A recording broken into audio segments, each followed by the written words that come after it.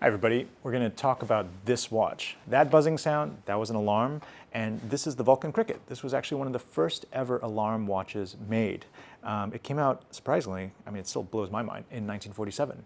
And unofficially it's known as the President's Watch. Vulcan used to gift these back in the day to all the various US presidents, and some of them actually became quite big fans.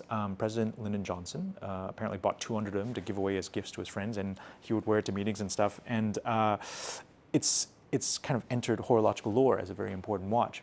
In fact, in my own collecting journey, this was almost the second vintage watch I ever bought. It was hard to find a good example, and so eventually I moved on.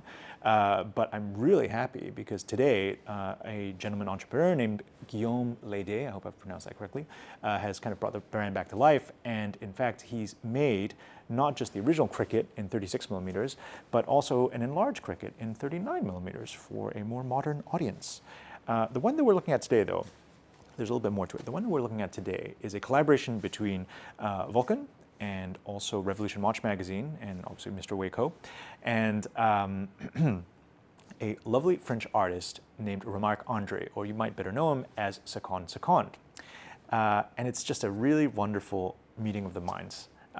So let's have a closer look at this watch first. As I mentioned, 36 millimeters with an alarm function.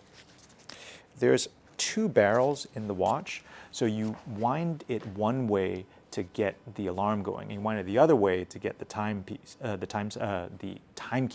going. If you depress that, you see that pops the crown out a little bit more. By popping out the crown a little bit more, that allows you to move the alarm hand. And you can depress that back in, and you can just pull the crown normally. And if you pull the crown normally, you can also set the time.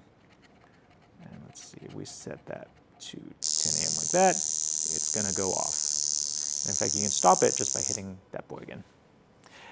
Normally they come on either a strap that matches the hand, or in my case, I put on a NATO just because I thought it was a nice look. Now, you might be asking, what is that little hand symbol there, right? So I mentioned that this was a collaboration with Second Second. He always has, kind of a clever way about words and about connecting disparate things together. And when he saw the brand Vulcan, V-U-L-C-A-I-N, he immediately thought of Mr. Spock from Star Trek, who was also a Vulcan. I think that Vulcan is spelled without the I. And as a result, he added the international symbol for live long and prosper in the Vulcan language onto the dial.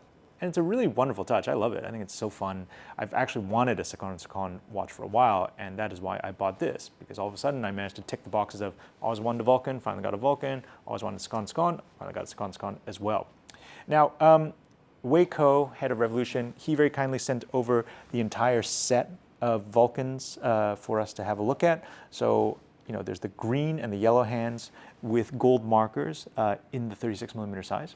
And then there's the red and blue variations in the 39 millimeter size. And I have to say, even the 39, I mean, I have a very small wrist, so I probably wouldn't buy a 39, but anyone with a slightly more average size wrist would be totally fine with the 39 as well. A couple other things to point out. I love the case construction. The case shape is really wonderful, very kind of soft shape.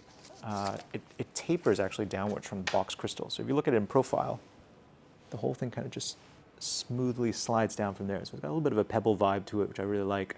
If you look at the case back, it's got these little apertures because there's a little thing that's rattling around hitting a membrane, and then the apertures basically act as a little echo chamber and allows the sound to escape out a little bit louder than what might normally be achievable out of such a small case. It's a really amazing bit of ingenuity, engineering design, and the fact that it came out in 1947 still, I don't know, it still kind of blows my mind. So check it out. This was a limited edition. They did 25 pieces of each, and they actually still have a few pieces left on the Revolution Watch Magazine. It's a recommended watch for me. I like it a lot. All right. I hope that alarm serves you well. I'm very curious to see if you think the alarm is useful or not, because personally, I actually think it's pretty useful. And that's it for now. Thanks for watching.